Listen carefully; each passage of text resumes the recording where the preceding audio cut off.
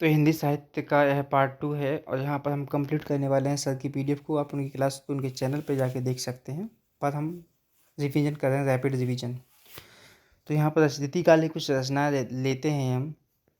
जैसे केशवदास की रचना रामचंद्र का बहुत फेमस है, कवि प्रिया, रसिक प्रिया। तो यहाँ पर आप प्रिया से याद कर सकते हैं, है ना। और साथ ही साथ रतन बावनी, विज्ञान गीता, ये फेमस रचना है और इनके लिए हम ट्रिक नहीं बना सकते हैं। इनको आप बार बार पढ़ें, लिखें, तो ये आपको ऑटोमेटिकली याद हो जाएंगी। एक बार में तो कभी याद नहीं होंगी। आप 5-10 मिनट की वीडियो बनेगी, 10 मिनट की वीडियो को आप 4-5 बार भी देखेंगे ना, तो आप निपट जाएंगे हिंदी साहित्य से। जहांगीर जस चंद्रिका केशवदास की रचना है और सत्यसाई बिहारी की। अब यहाँ याद रखना, जहांगीर जस चंद्रिका मधुबनी की भी रचना है, परंतु जहांगीर नहीं जुड़ा हुआ है। वहाँ पर केवल जस चंद्रिका जस मयंक था, तो कन्फ्यूज मत होना। सत्यसाई बिहारी की है।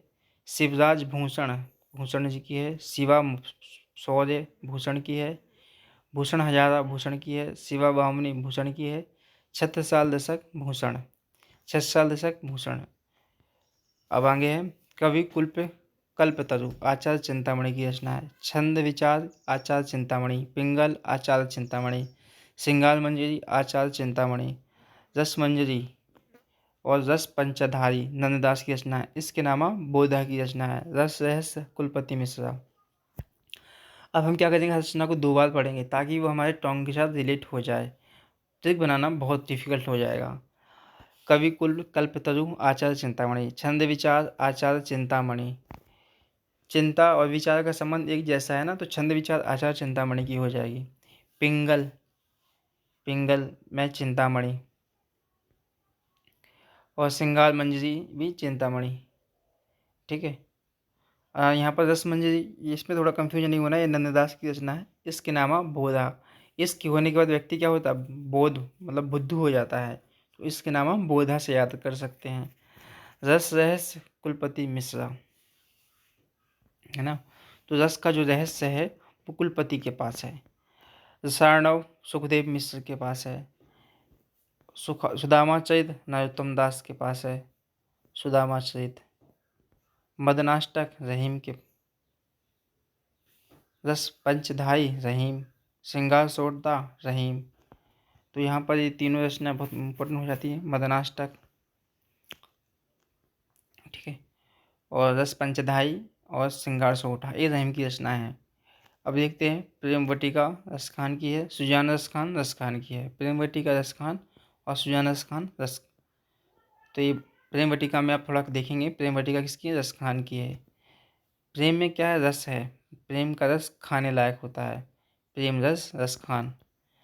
रस राज मतीराम की है। मतीराम और राम क्या थे, राजा थे। रस राम जो थे वो राजा थे, तो रसराज किसकी है, मतीराम की है। ललित ललाम मतीराम की है। राम विलास देव की है।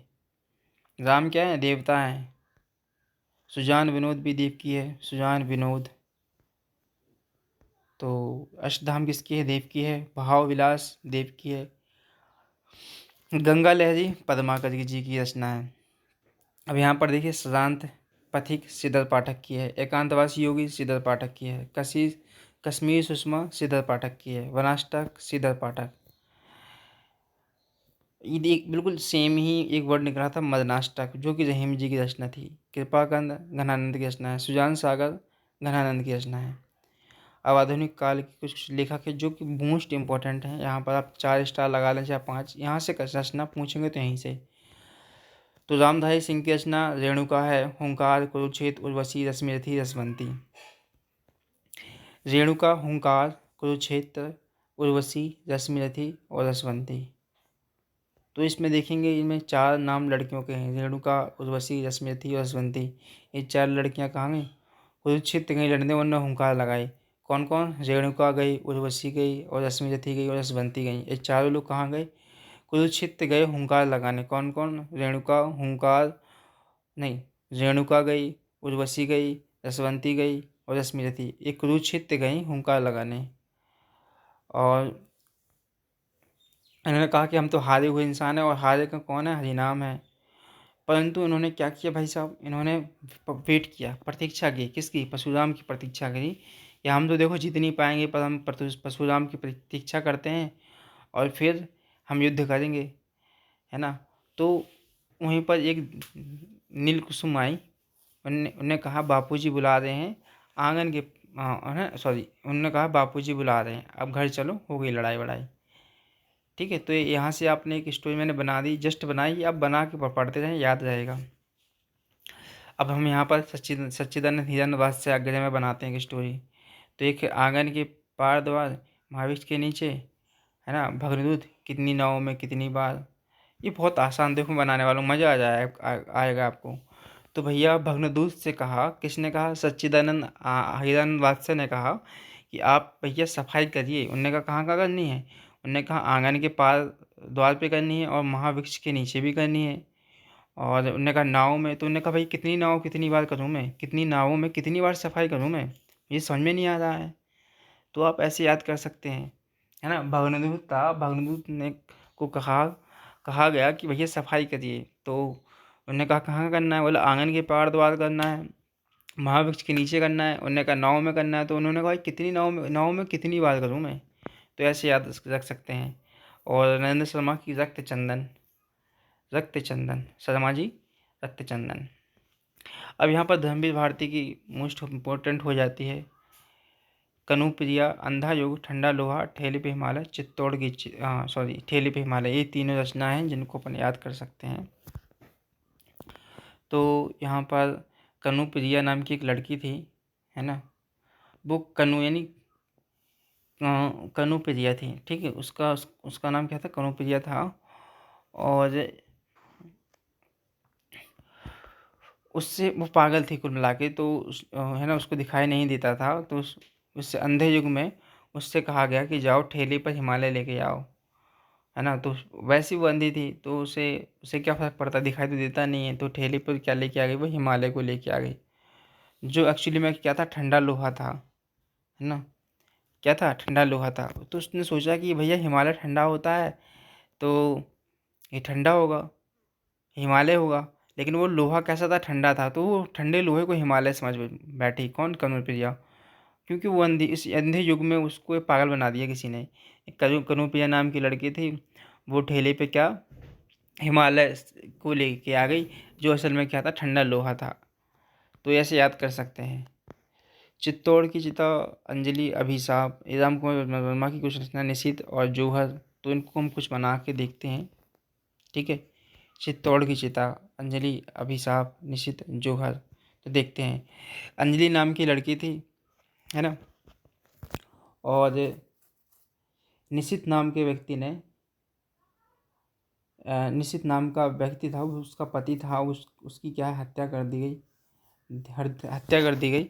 और उसको कहाँ जलाया गया, चित्तौड़ की चिता में जला दिया गया। इस घटना की बात क्या कर लिया उसने, जौहर कर दिया। तो ये याद रखने वाली बात है कि अंजलि नाम की लड़की थी और निशित नाम का उसका पति था, जिसकी चित्तौड़ की हत्या हो गई। उसको चित्तौड़ की चिता में जलाया गया, चित्तौड़ की चिता में जलाया गया। फिर उसने अभिशाप दिया लोगों को और फिर उसने जौहर कर लिया।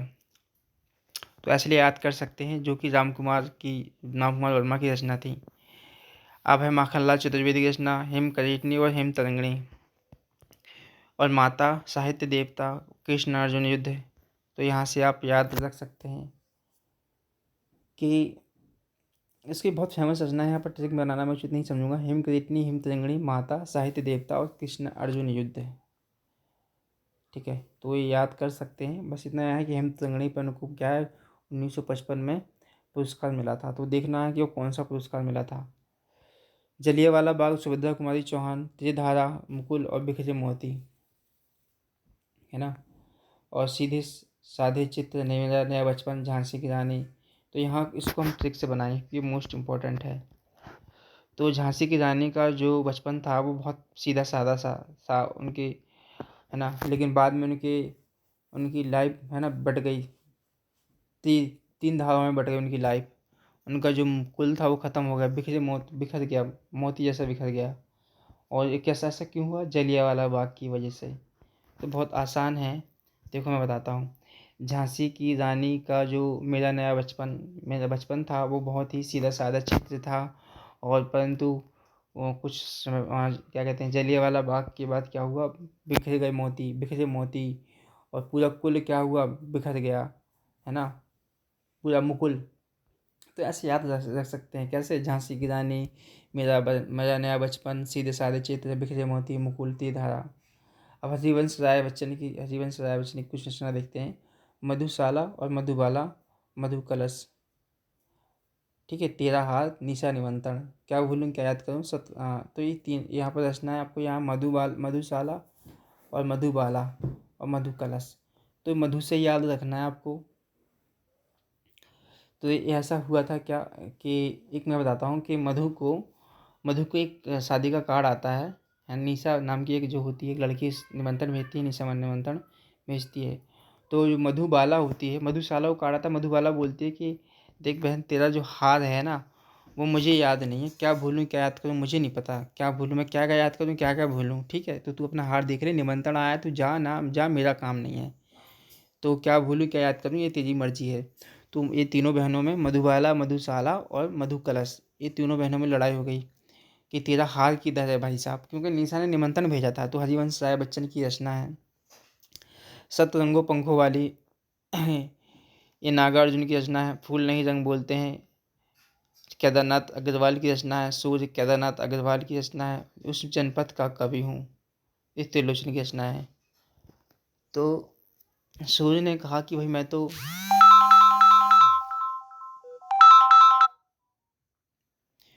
सतरंगों पंखों वाली और फूल नहीं रंग बोलते हैं सूर्य, तो ये केदारनाथ अग्रवाल की रचना है। मैं उस जनपद का कवि हूँ, त्रिलोचन की रचना है। अब देखते हैं धरती, ये त्रिलोचन की रचना है। उम्मीद का दूसरा नाम अशोक वाजपेयी की रचना है। समय के पास समय, अशोक की रचना है।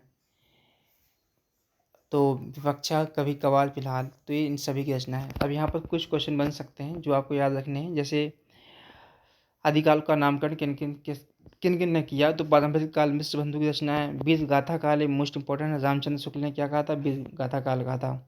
और वहीं आपको बीजापन काल महावीर प्रसाद द्विवेदी की रचना है। और आदिकाल हजारी प्रसाद द्विवेदी की रचना है। इतना याद रखना है बस। भक्ति काल का नामकरण, भक्ति काल तो रामचंद्र शुक्ल ने कहा, और स्वर्ण काल कहा जॉर्ज गिरसन ने, और लोक जागरण का काल हजारी प्रसाद द्विवेदी ने कहा। यदि काल कर देखें तो यति काल को रामचंद्र शुक्ल ने ही यति काल कहा, बाकी कला काल रामाशंकर शुक्ल रसाल ने कहा, और सिंगाल काल विश्वनाथ मिश्र ने। तो आप रामचंद्र शुक्ल को हमेशा याद रखें। आधुनिक काल का नामकरण, आधुनिक काल में गणपति चंद्र गुप्त ने कहा, वर्तमान काल मिश्र बंधु ने कहा, गद्य काल रामचंद्र शुक्ल ने कहा।